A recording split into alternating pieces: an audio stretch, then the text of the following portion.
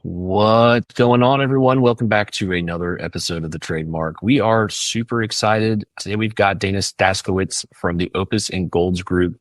And I think that we're going to have a really good conversation. Looking forward. I know we have a lot of good questions lined up to chat about. So let's go ahead and dig in. Step into the Trademark, your go-to podcast for everything marketing in the trades. Hosted by award-winning industry marketing experts Sarah Ghirardo from Remarkable and Eric Thomas from Rival Digital. Together, we're here to unite the worlds of trades and marketing, bringing you insights, stories, and strategies from the heart of the industry. Whether you're a trade professional, a marketing expert, or somewhere in between, this is the place for you. Listen in as we're here for the big ideas, the game changers, and the everyday successes. Because at the Trademark, we're with the trades and for the trades. So Dana, thank you so much for being on the Trademark. We're excited that you're here. I know a little bit about you from reading your bio and doing some of my own, research as a marketer, as I do, but would love if you just kind of gave us a general overview of the ventures that you're going into, because I see you doing so many great things. You started a podcast, you started this business, you're engaged, like all these crazy, awesome things that are going on for you. So tell us a little bit more about you and what's going on. Yes. Thank you so much first for having me on this. This is great.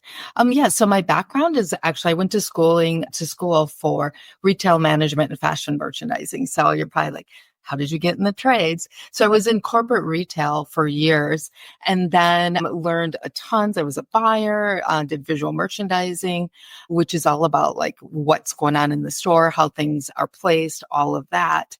And then I also have an ad agency background. And so worked in the ad agency world with Fortune 50 companies for about 6 to 8 years or so. And then my brother and I were having a conversation one Thanksgiving, and he was telling me he's a plumber, had a plumbing business, and was talking about something marketing related, which of course is my passion. And I was like, what are you doing? And that's kind of how it started. He's like, you should come work for me. I'm like, what? No. But anyways, clearly that happened. And so that started my venture into the trades. And he had some things in the company where he was really needing some help on. And so it, in a weird way, which I'm sure we'll get into, all of that correlated really well and led me into the trades. And then we sold the company last year. And now we started the Opus and Golds Group. And we are helping companies do the same thing that we did, because everyone tends to have problems. Like we were having problems with consistent profits, operational people, you name it, all of that. So we've been through it. And now that's why we started the Opus and Golds Group. It's awesome. I always love hearing the way that people like find their way into the trades, because it's like, it seems like so often it's stories like that where you're like, they had a brother or a family member where they applied for a job, or they were working with a company that was a vendor for an HVAC business, and they just kind of like somehow worked their way into the trades. That's really cool. Wow. And the funny thing too, is like, we didn't know, because I came out to visit, because I was in Michigan and then he was in Utah. So I flew out to visit his facility and everything. And I'm like, I know I can do something. So I didn't even have a job description when I started. We had no idea what I was going to do. So that's what makes it even better. I loved it. And then having that trades experience and going into your new venture, it just helps so much to understand. I always say that's like people that have not worked in the trades, like there's just something about it that you're going to have to learn and catch up to. But you starting a business aligned around this is really just an opportunity for success. And so what type of businesses and what about the revenue size do you really work with? And what do you do specifically to help them just align with their operations and business strategies and things like that? Right. Yeah. So right now we have everything. We have clients anywhere from under $1 million all the way up to 25 million that we work with. And they all have different plans to what they want. Some want to exit longer term. Some want to exit short term.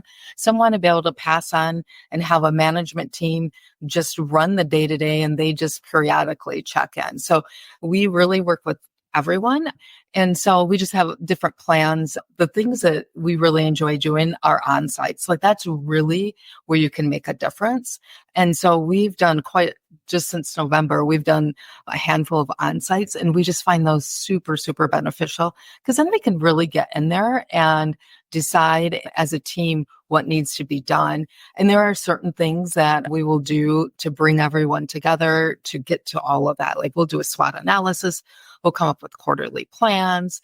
We'll do all of that. And we are working, like we'll work outside of the trades, but right now we're within the trades. So we have everything from pest control, of course, plumbing and heating. We have paver company, we have electricians. So we have a wide range of clients at, again, all different revenues. Awesome. And then it might be all different revenues, but what's like one current theme that you kind of see when you go to these businesses of opportunity and areas for maybe improvement, but also wins, because we want to celebrate their wins too, but we know that as businesses, our operations tends to have the little gaps and holes. Yeah. So you see when you analyze all these businesses. It's really interesting because right now, like when we're just coming off of, we do one-on-one calls with our clients once a month as well. And we're coming off of those this week. And there are quite a few who are, it's the marketing side of things where right now the big struggle is getting them consistent. I feel like it's feast or famine. We have some that have plenty of calls and others that are just struggling. So that's very consistent. And I think that might be a little bit different than what you asked for. But as far as, a consistent thing, like I can think of a company, like it doesn't matter the size, everyone seems to have the same issues. Like at first I'm like, is this actually, when we were at that women's conference in February, I think that's initially where I met you. I was surprised to be there. I'm like, oh my gosh, these people have all the same problems we experienced. And again, it was all different levels of revenue. And it's kind of crazy where it's a thing. And it's the same thing for our clients as well. So it's a lot of, how do we keep our employees engaged and coming in every day? How do we do onboarding? How do we become profitable? It's all those same things. We don't have any processes in place. Like it's consistent stuff that we see, no budgets or minimal budgets. And when I say budgets, like we knew by plumbing, by HVAC, all that. We knew by day how many calls we needed to come in, what our conversion rate needed to be to hit our ultimate number at the end of the year. Actually, I have yet to encounter a client that knows to that level. But that's part of working with us. That's part of what in order to help us make a company be successful and to be a team, that's required. Yeah. And tell us why it's so important for a contractor to know those numbers and to really understand like how it builds your businesses. But I also want you to focus on what you don't know. And so now that you know, like that's your job to take action, right? Right. And I'm sure that's what you preach, right? When you go there and make sure that you're aligning these, it's like we're not just giving you the tools, we're giving you the tools that you need to take out of your toolbox and use. Right. And I think that's what, because we belong to different coaching programs when we still owned the business. When I say we, my brother, when he still owned the business, but we were part of a program. And that's the key, because I think you can learn a ton. It's just a matter of, are you executing? And that is super critical because it's so easy to get lost in the day to day. And that is, you have to be able to push the company forward. And that's what so many people are missing as well. And I apologize. I forget the first part of your question because I went. Yeah, no problem. It was just like how important are numbers and how do you, yes. Tell the operations about? Yep. So for us, while we had a light budget in the beginning, we found when we really got our numbers in line and we're watching them. Like I said, we knew by day, we knew by department, we knew by service expert what they needed to produce. And so I, as the general manager and COO, there's the first thing I did every morning. I would come in, pull up Service Titan and look at how we did. I was a former buyer, so I'm used to like really, looking at numbers. And so I was looking every single day. How did it compare to Monday of last year, which is different than most people look. But again, that's my buying experience. And so I was looking at the numbers and every single day, okay, were we trending like steady? Are we up? Are we down? And then I would have the directors, like if I saw continuous trending down, I was pulling people in and saying, okay, this is what we have going on. Do you guys know why? Like what's happening? What's going on? What do we need to tweak? Do we need to take a look at marketing? Do we need to up something? Do we need to change something? All of that. So I was watching that daily. And then all of our managers had numbers. So I'm sorry, they had budgets. So we were reviewing those they were watching daily as well and weekly, but at a minimum, we were looking at those with the managers monthly. So we as an executive team would review our numbers, like our P&L monthly. Again, we were looking at them daily as well. And then we would look at our overall numbers monthly, and then we would sit down one-on-one with each manager and review their numbers monthly, how they did for the month, how they're doing for the quarter, are they on pace for the year? So we were always adjusting, always reviewing, and that's what we do with our clients. Like this week, I've had several meetings with a lot of our clients, and all of them use like different fractional CFOs or whatever, but we've been looking at numbers and seeing where they're at, where they landed for June, how are they on pace for the year. Super critical, because what you don't want to happen is for quarter to end and, God forbid the end of the year. And suddenly you're like, oh my gosh, what happened? Why I didn't have any profit? And you didn't have time to adjust. So super, super key. Yeah. And do you think that like each role in the organization has a different story that they are telling when it comes to owning the numbers that they have? So like marketers see it from a customer journey, like we see all of the buckets. But if you're a CSR or if you are an owner, you're like high level. Well, because usually like owners, to me, the first thing they'll cut is marketing. And I don't think that they're seeing the whole picture. So do you think that each role has kind of a different story that they're telling themselves? And how do you align them to tell the entire story? Right. Yeah. And I feel that marketing comment coming from retail, like marketing and brand was always cut first. So I feel that to core. Yes. And like, thankfully for me, my brother understood the importance of marketing so that even through COVID, when everyone else was cutting theirs, we never cut ours. Like it was a rare day we would cut marketing. So I want to put that plug out there. Never cut your marketing. Like there's a time and a place, but I do not recommend it. And so, yes, definitely numbers tell a story. For me, we had a really in tune executive team and management team. And so I think it's as an owner, as a general manager, whoever's running the day to day has to maintain that really open mind to really look at every perspective and really listen to their team, because there's a reason why you have a marketing director in place. They're there for expertise. There's a reason why I had a director of administration. She was an expert in her area. Like you always want people smarter than you. Like I know the basics to stuff, but I couldn't tell you the in-depth stuff to all of that. And so for me, I had to really listen to what they're saying.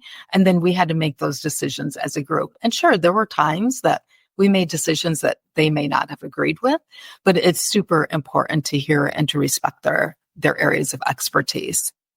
Mm. Yeah, knowing those numbers, it makes those decision-making process so much easier. Like if those numbers, they'll tell you what decision to make most of the time. And I couldn't agree more. I was talking with a contractor recently, and he didn't even know how much revenue he brought in for the last year. And I was like, I don't know if you need more marketing. I don't know if you need to hire someone. No one knows. Right. But it's up to all of us to help them along, and to help everyone, because everyone was there at some point. We all had to learn somewhere along the line. And I mean, that's like, my heart goes out for them.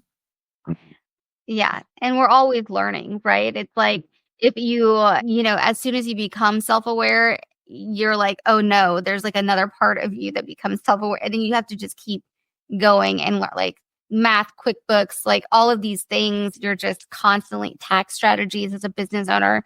Like it doesn't end. right? And so having people in your pocket that are smarter than you, but also are, experts in these fields, that is where you should focus your attention and be like, I don't need to know it all because that's gross. Like nobody wants to know it all.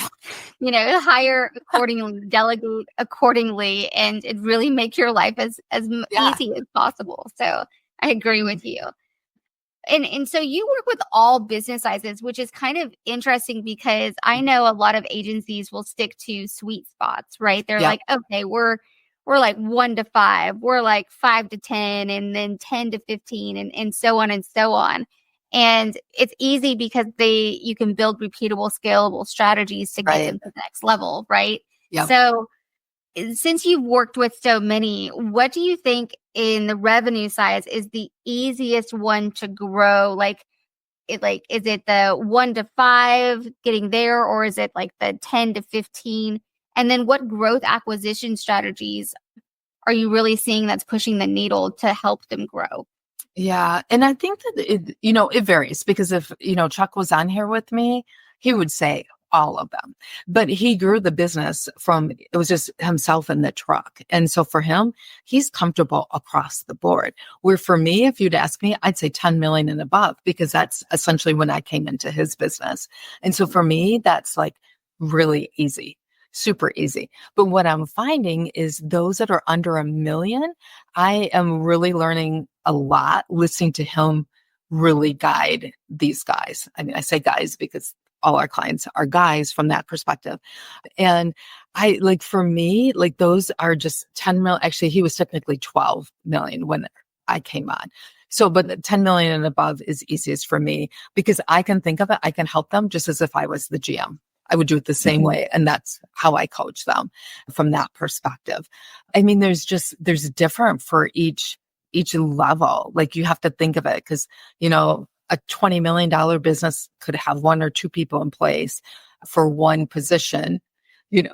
One person in place for one thing, where someone else might be having one person do 3 different things because you're not going to have, you can't. So it's definitely tricky for sure because it's different type of coaching and guidance. I don't know if that answers everything that you were asking in relation to that. Yeah, it does. I mean, if you think about it, like when it comes to growth strategies, I'm sure your brother is coaching those under 1 million to, develop a brand, to understand how to set themselves apart, and then building just a consistent strategy for them to get started. Right. The sweet spot to me is what you said. It's like that 10 to 15 million. Because the growth acquisition strategies to me are literally acquiring to grow faster, and you don't have to acquire trucks, and you don't have to acquire things that hit the bottom line. You can just acquire a customer list, and you can grow incredibly fast if you know how to data mine. And so I think that our the listeners really need to understand that growth is possible even in the slow season. It just becomes you need someone to help you with the strategy behind it as to how you are going to grow. Right. Sorry. No, go for it. And I was going to say, and I think it depends too on the company, because I think of, I can think of our larger one right now was in the same spot as when I joined Chuck, because they're still running their companies as if they're super small. So they don't have the processes in place. And so they've scaled super quickly, and then they get to that spot where they're stuck and they can't do anything more until they have a GM in place or an executive team, or, they have an HR person helping them and really putting in some of those processes and doing some of those things, because you start hitting that ceiling. And so I think that, the more we can help smaller ones too, it will be interesting the years to come, as consulting groups and coaches come in and help these smaller ones. That's going to all shift, because then they're going to get to that $10 million mark, and they're going to have those processes in place where the others didn't. So it'll be really interesting to see how that goes. Yeah, I agree.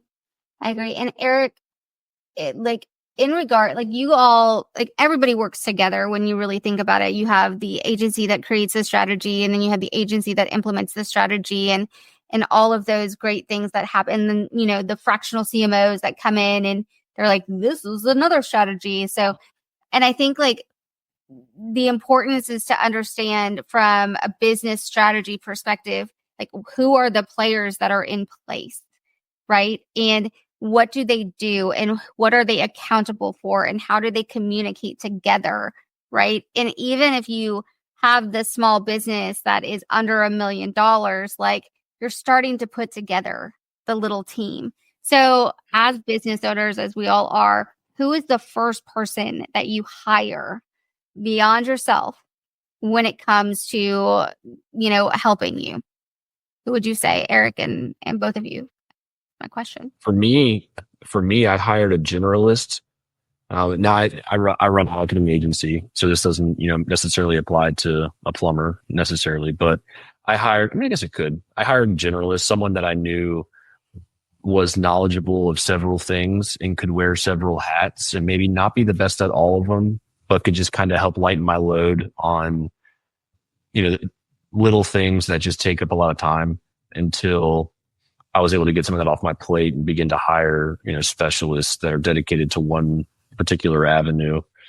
So that's what my first hire was. Yeah. When I think of a perspective of like, so you're a new plumber and you decide to break off on your own. I could see for them, they're still going to be taking their own calls and all of that. It's kind of a mix. It depends on how savvy they are. Can they do some of the marketing on their own?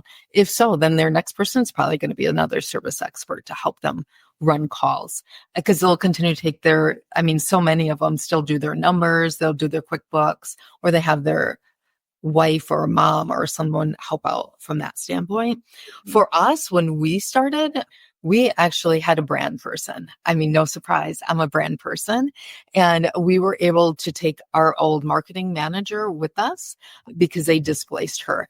And so guess what? We're like, we'll take you. And so she was able to really help us get the brand stuff going because she's a designer. And so that really worked. And then of course, our second was a virtual assistant. And while I could do some stuff, like she's a designer, I'm not a designer. And, I can art direct, but I can't design. And so for me, that was super critical for everything we needed to get accomplished and done. So I think it just depends on the company. Yeah. It definitely depends. Yeah. It does. Yeah. Because like if you're good at marketing, you might not need to hire marketing. Right. And like if you're really great at customer service, you might not need to hire someone to answer the phones. But if if you hate talking on the phone and you just love fixing water heaters and furnaces, then maybe you hire someone to answer the phones. So it definitely depends, I'd say. Yeah. I hired a tax strategist. That was my first. That's good. I was like, okay, well, how does the math work here? Right. And then I am a marketing person, so I can do my own marketing and write business plans and do all that fun stuff. So that's great, but it still takes time. And so thinking about the next person is, it's obviously, so I have a CPA in place and now I need a bookkeeper in place. And then and I think of the revenue side first, right? Like who's going to help me ensure that I'm profitable?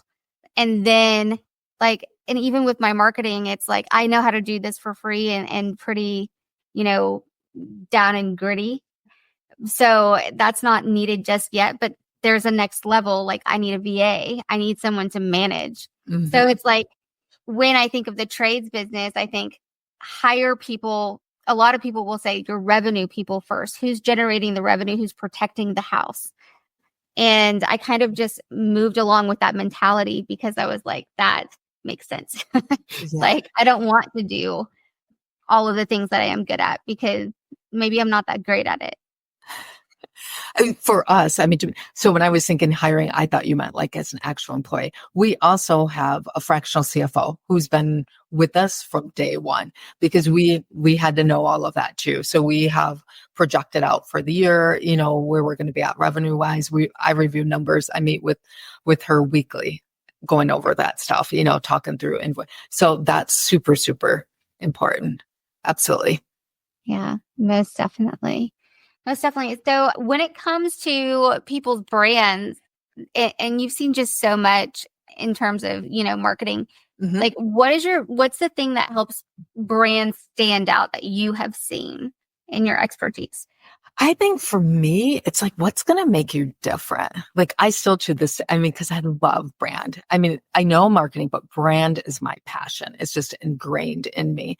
And I think for me, I'm always looking to be different. Like I want something different. I don't want to look like everyone else. I think like for us, when we help clients with their brand stuff, like we have tons of questions, just like everyone else, tons of questions like, who do you like? Who do you admire? And that comes from my agency days too. That's a strategy that we always use. Like, what brands do you admire outside of your world? Which is funny because back in the agency days, it was always Apple. It was usually Apple, maybe Target, Starbucks back in the day. Like they were all the big brands. So that's some of what we ask, because then you're trying to figure out what the client is looking for. Like, what is their taste? Like, what is that? But it depends, because if it's an existing family brand that you're updating, that's a whole different level, because you don't want to lose that established brand, but you want to bring them up to date. Like that's essentially when I came on with Chuck, one of the first things I'm like, dude, did you do that logo in Word? He's like, what are you talking about? I paid someone. I'm like, they totally did it in Word. And he got a little bit offended. I'm like, yeah, I can't work for a brand like that. We need to do something. Like, listen, I'm not saying like change everything as much as I would love to, but you have to. And we updated our brand multiple times through the years that I was there. So brand, there's so many nuances to brand and what's involved, and looking at competition and colors and fonts and just all of that. And it depends on where it's going to be applied as well. So yeah. And I think you just said something that was really gold, is that your brand is in constant iteration. So legacy as it may be, there are variations that you will continue to iterate on as the brand grows, right? Like I know some brands that have had this one story and they'll stick to the story. And I'm like, but the story has evolved as people have evolved. And so you can incorporate more people into that story to make it like not evergreen, but like just encompass more things. right. And so I think like what you said is so important to business owners. You may start today with that Word logo that you got, which please don't have a Word logo. Go to Fiverr if you have to use something. Exactly. And if you can't think of anything, just find someone online. They will help you think of something, and start there. Then you can build and go into brand experts and things like that. But yeah, establishing a brand, I think, is just so incredibly important. It is. And along with that, like something I found too, like when I started at All Hours, I was like, okay, where's your brand style guide? Like what font? He's like, what are you talking about? I don't have a brand style guide. I'm like, what do you mean you don't have a brand? No one really does in this industry, but that's something, we will help people, like any brands any logo or brand refreshes that we're doing, we are supplying that, because that's super important. And for those who don't know, so if you're going to get something printed on a shirt or your vehicle wraps, whatever, your printers need that information, because that's going to tell them what they can and can't do with your logo to make sure you have that brand consistency across the board, and you don't have any squished logos or wrong background and all of that. So super important. Yeah.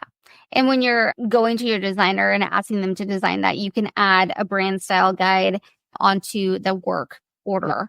And I would definitely, you're right, recommend that in all ways possible. Know what your colors are, stay consistent with as much as you can so people understand and recognize the brand. Right. And even down to the tone that you use. Like you need to know your marketing avatar to know what your tone should be, how you talk to someone in postcards or whatever, how you're talking to someone on social media. That's all going to be determined by your marketing avatar or your demographic.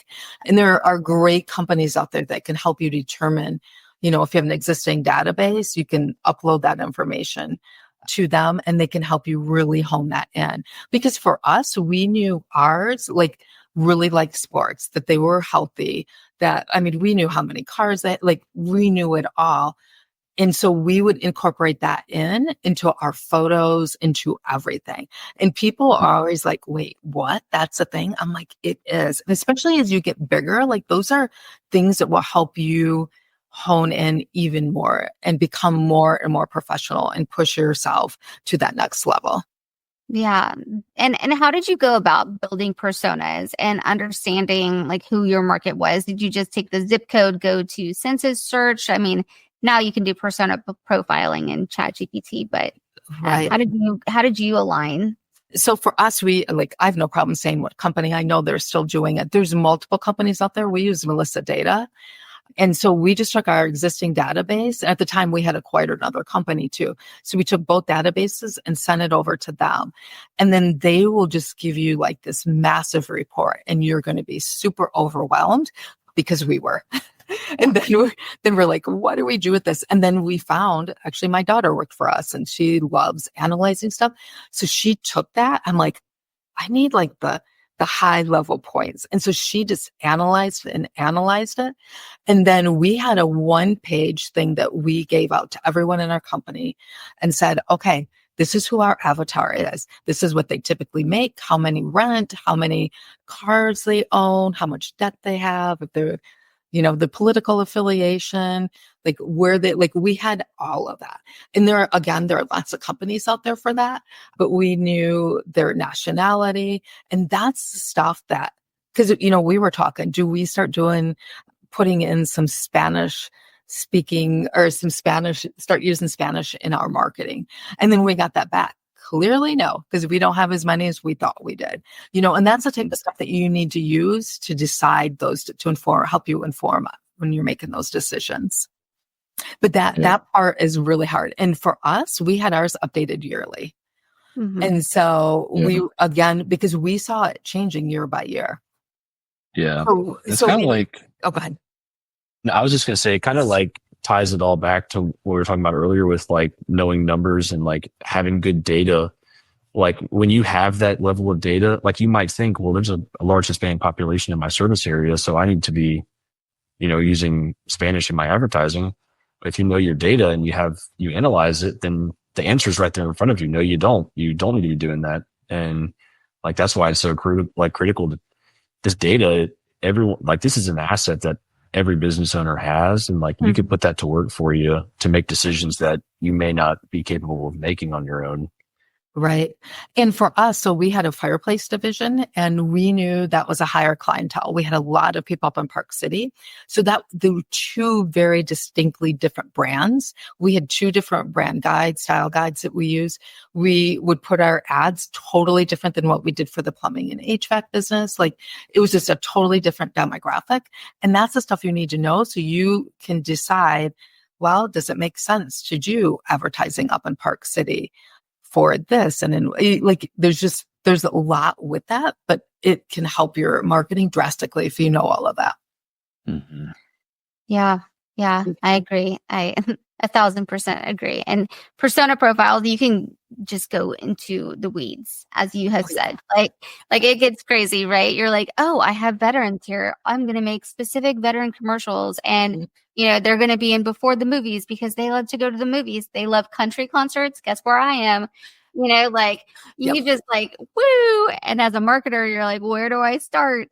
But you just start with a person and you understand that you're talking to a human, and no matter what, like eventually they're either going to need your service or they're not. So, that's what I had to like step back and take into evaluation. I was like, wow, this is a lot of information, and does it make sense? It is. And again, it's important to do it yearly. And it's also important as part of your yearly budget. Like we were reviewing our marketing like all the time, day by day. But then we were reviewing at least monthly, looking at, okay, where's our best ROI on that stuff? And then yearly, we were looking when we were getting ready to go into budgets, like, okay, what's working for us? Is there anything we want to switch up totally? Like for us, which is crazy nowadays, we did not do any radio, we did not do any billboards, and we did not do any TV. We were just getting ready to switch into some of that when we sold. And so, which everyone's always super surprised, we did postcards up to probably a year and a half before we sold. And so like it really varies by market. You just have to figure out what works for you, but you need to always be watching it and evaluating it to make sure that it's still working for you. And always remember to get your numbers on all of that stuff so you can track what's working. your phone numbers. Yeah. And we're about to see a very different kind of market going through the seasonal politics, the political season. So do you have any advice for companies that, business strategy, like how do they stay afloat? How do they make things make sense to them? What would you recommend? Yeah, for us, because we've been having a lot of discussions with the clients about that. It's really, you want to be aware. You don't want to get crazy watching it and listening to it, and really stay focused. And for us, it's like, just keep doing your basics, watch your numbers, just really stay focused and don't let all the noise change anything. But you need to be aware at the same time. So that's what we've been telling our team. Yeah, most definitely. Be aware of the rising cost, be aware of the noise, and be aware that media is noise. Exactly. And they do it on purpose, right? Disruption and chaos is what we as marketers thrive on, some of us. And you can see that. And so you really have to understand what is noise and what do I need to pay attention to, and how do I, get past it or, move around it. And I think that's great advice to give to people. And I think that if you're watching your numbers, you're going to see some of that too. We just had a conversation with a client this week where someone on their team was paying stuff ahead of time. And and he was kind of freaking out about it. And we're like, rightfully so. You don't want to do that, especially when you're that whole cash flow thing. You really need to watch that. But that's why you need to watch your numbers. And I know for us during COVID, none of us knew what was going to happen and the crazy going on. So Chuck and I remember one Friday night, we were on the phone for 3 hours. Actually, it was Zoom, strategizing this stuff. And it's like, okay, just playing some different scenarios so we could be ready. Okay, where do we want to go as far as payments? We had every scenario mapped out and ready just in case. We were looking at how far out do we want to pay stuff? And, that's the stuff you need to be thinking about. And that's why you need to be super dialed in on your numbers and watching all of that. Mm-hmm. Yeah, I would agree. Yeah, COVID was crazy. I wish that I could have thought, and from a marketing perspective, I cannot tell you how fast you had to pivot during COVID and how, the anxiety and the depression and the mental health things that I went through during COVID, just because I felt as if I couldn't keep up. And, those are things that, no one wants to feel, but it was a nightmare. And I don't think people realize how many marketers didn't sleep during that period of time. Well, I think it taught us all, at least for us. Chuck says all the time, he's like, I don't know that we would have made it without Dana during COVID. Because I'm like, okay, we need to have a way. That's when we put Slack in place. I came from a world where we use Slack all the time. I'm like, oh, I have a program. We're going to use this. So I just came in and started doing all this. We were doing daily videos. Chuck and I were both doing daily videos to the team, sending it out on Slack. We had a plan in place. Because the world was ending. That's what we were being told. Mm-hmm. So we had a plan in place. If communication was stopped, all our people knew where to go and what to do, because clearly we all still were able to work because of the profession of the trades. And, so we just had that all in place, but we were just pivoting left and right, sometimes by the hour, but we learned how to communicate really well then in that time, because I think if you didn't learn that, man, you struggled hard. Yeah. Yeah. And I think it brought connection communication. It brought a lot of different tones and interesting aspects. And some of them are still around today, right? They're new systems and processes and how we understand now we need to be more automated and efficient to get our business completed and done and make sense, right? Which I love. But at the same time, it was something that just literally changed how we did business. And I think that is what we need to emphasize, is that today will not be the same as tomorrow. And you will have to adapt when it comes to the changes that are ahead. And it's fine because we get through it as the trades, most definitely. So wrapping up, I really want to know how it is working with your brother, because you've now worked with your brother for a long time. And then I want you to kind of tell us about your podcast and how we can reach out to you Yeah. if anyone's interested. Yep, absolutely. Yeah. So that is definitely a question we get a lot, just with the fact that, we were both especially me, we both have super strong personalities. We're both type A, but he knew he wanted to get out of the day-to-day of the business. So it took me a good, at least 6-9 months to learn the business. So I was basically just running side by side with him, learning stuff, digging in wherever, trying to figure things out.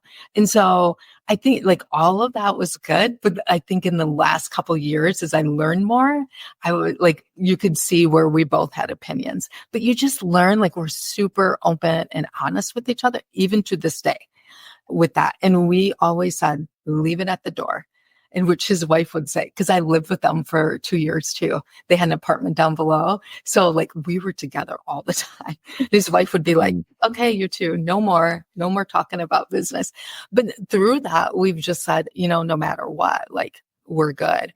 And not only was it just me there, his stepdad worked there. My daughter worked for us. We had other family members too.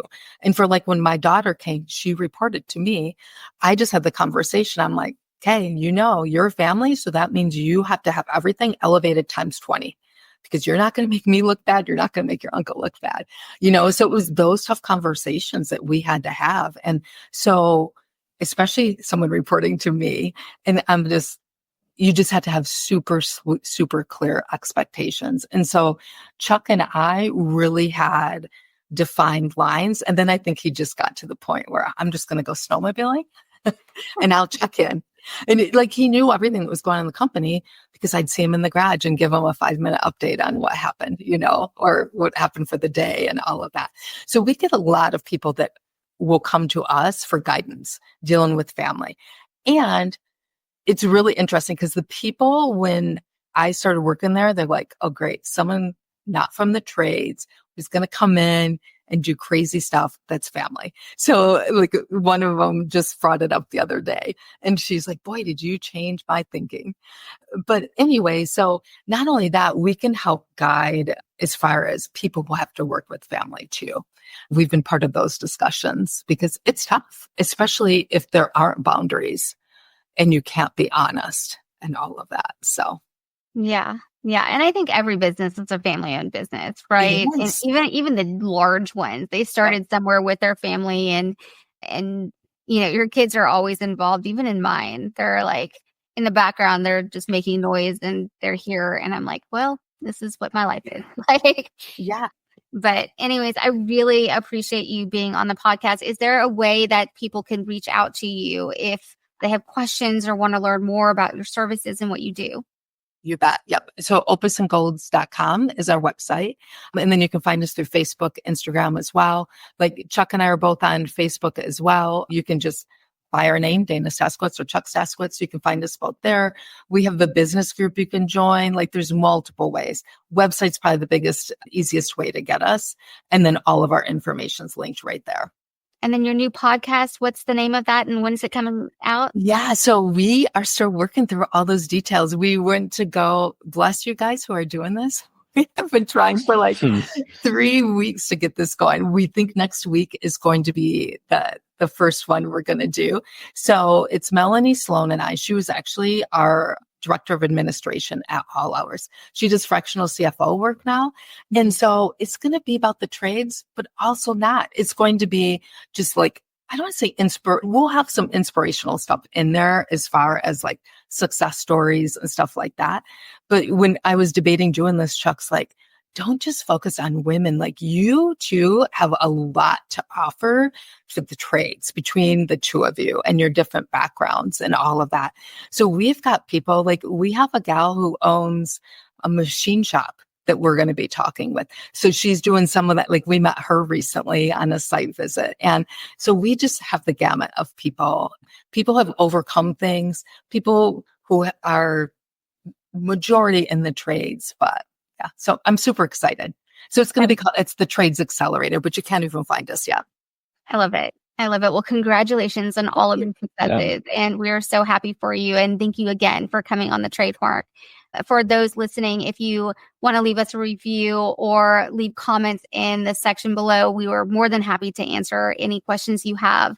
Again, thank you, Dana, so much for being on the TradeMarke. And that's a wrap.